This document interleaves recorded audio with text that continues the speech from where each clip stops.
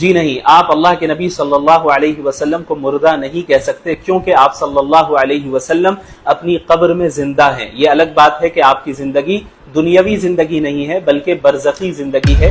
بسم اللہ الرحمن الرحیم۔ یہ وہی دیوبندی مولوی مفتی شمائل ہیں کہ جنہوں نے حال ہی میں ابھی ایک ملحد سے ڈیبیٹ کی ہے، کہ جس پر ہمارے سنی حضرات نہ صرف عوام بلکہ علماء بھی ان کی تعریفیں کر رہے ہیں۔ ابھی آپ نے ایک کلپ میں ان کا عقیدہ ملاحظہ فرمایا۔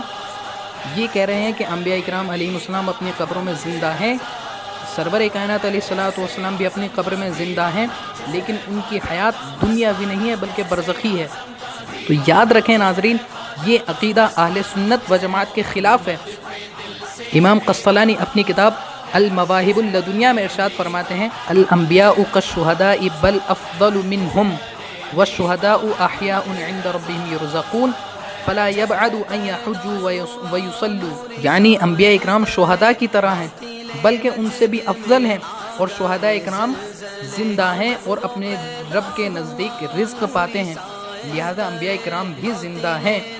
تو اب ہمارا دعویٰ ہے کہ انبیاء اکرام حج کرتے ہیں اور نماز بھی پڑھتے ہیں۔ اسی طرح ایک حدیث میں سرور کائنات علیہ الصلوۃ والسلام ارشاد فرماتے ہیں، ان اللہ حرم علی الارض ان تأکل اجساد الانبیاء فنبی اللہ حی یرزق، یعنی اللہ تبارک و تعالی نے زمین پر حرام فرما دیا کہ وہ انبیاء اکرام علیہ السلام کے جسموں کو کھائے، تو اللہ تبارک و تعالی کے تمام نبی زندہ ہیں اور وہ رزق دیے جاتے ہیں، یعنی ان کو رزق دیا جاتا ہے۔ اسی طرح ایک اور حدیث میں سرور کائنات علیہ الصلوۃ والسلام ارشاد فرماتے ہیں، الانبیاء احیاء فی قبورہم یصلون، انبیاء اکرام علیہ السلام اپنی قبروں میں زندہ ہیں اور نمازیں ادا فرماتے ہیں۔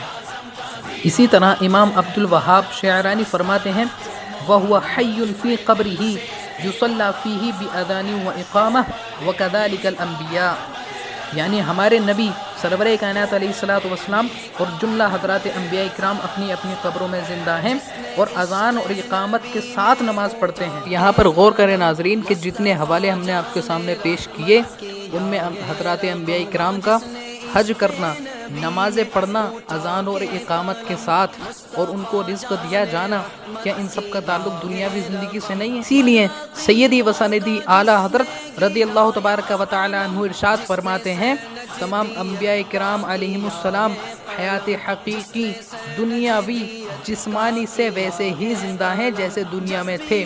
ان کو موت صرف ایک آن کو ہوتی ہے کہ نگاہ عوام سے چھپ جاتے ہیں، ہم اپنے مزارات طیبہ میں نمازیں پڑھتے ہیں، کھانا تناول فرماتے ہیں، حج کو آتے ہیں، مجالس میں شریک ہوتے ہیں، جہاں چاہیں تشریف لے جاتے ہیں۔